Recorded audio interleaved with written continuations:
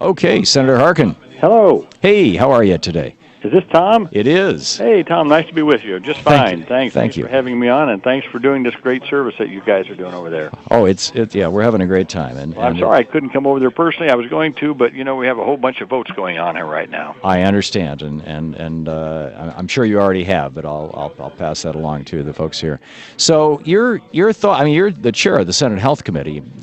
This is a pretty big deal. This is the Health Action Conference, and there's lots of speakers and things. But I understand that you're going to be introducing legislation to help Americans struggling with medical debt. Yes. I'm sorry. Say that again, Tom. I understand that there's some legislation being put forward to help Americans struggling with medical debt that goes beyond Obamacare, or is this part of Obamacare? Well, it's kind of a part of Obamacare, but basically we want to make sure that the Affordable Care Act extends to everyone, and that makes sure that when people go on the exchange, that they have the enough tax benefits and tax support, monetary support, so that they can afford the insurance on the exchange.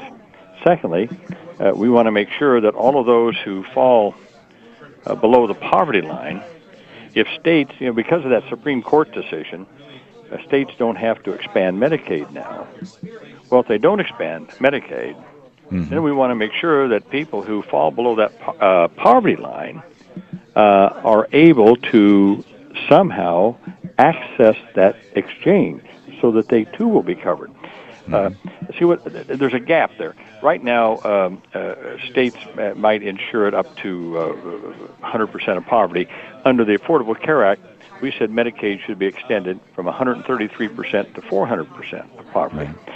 If states don't do that, there's going to be a gap of people in there that won't get Medicaid, and they won't be eligible for the exchange. So my legislation is going to make sure we fill in that gap.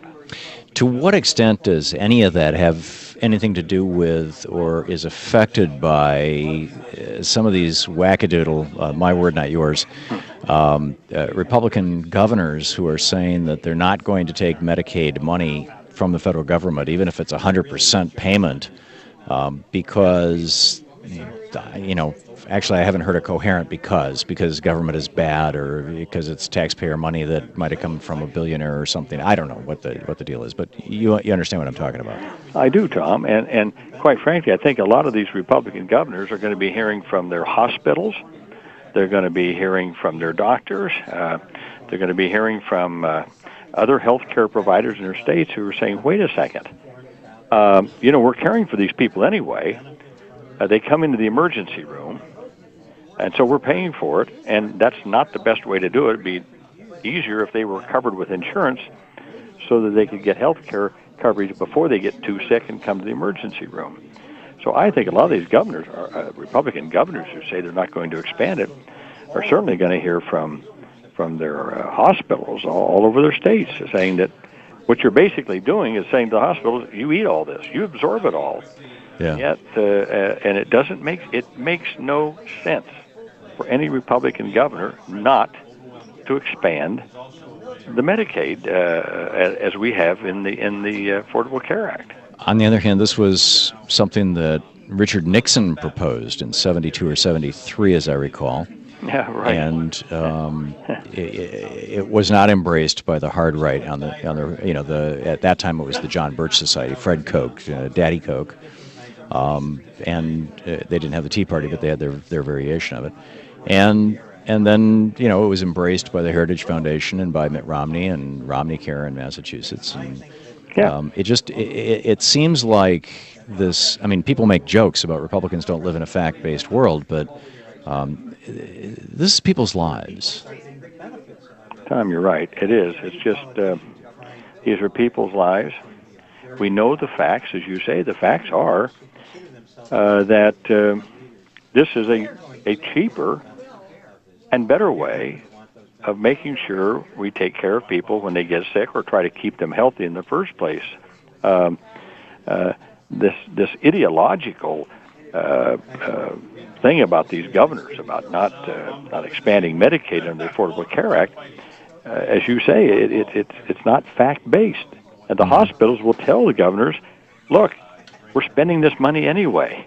unless, Tom, that hard right wing, and there are some who probably believe that if you're poor and you don't have any money and you get sick, just go out and die, or go out in the street and just be sick and die. Well, isn't that in a very real way, and you know your colleagues better than I, but a kind of a variation on Calvinism? I mean, back to a couple hundred years ago, when there was this general belief that, as Thomas Hobbes said, without the iron fist of church or state, the natural state of man would be nasty, brutish, and short. I'm paraphrasing badly, but I'm sure you know what I'm talking about.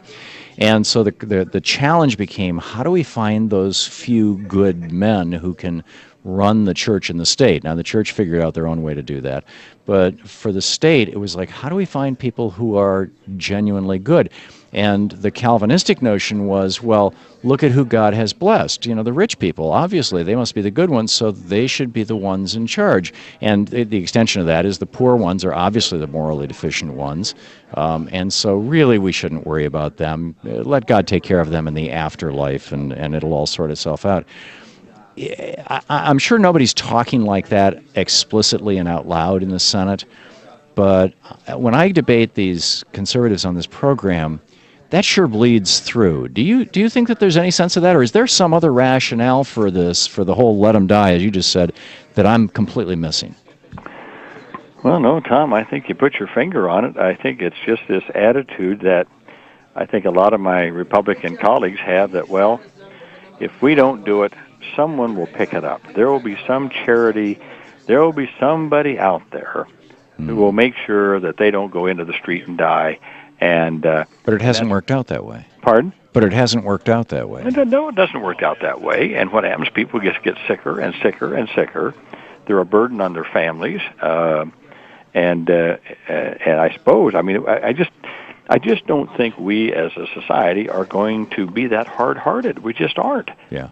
And so, therefore, if we're not going to have that kind of Calvinistic type of approach, then we have to say, what's the most rational, most cost-effective manner of making sure these people get health care coverage? Right. And it seems like this is a good start. This is a good start. What we're trying to do is a good start. And like I said, if these Republican governors have a better way of covering these people, but they have no other way of coming up with that. Yeah. Well, I hope you're right that their constituents are hearing from them. Access to media is kind of limited in some of these states, and the stories that they get out are pretty odd.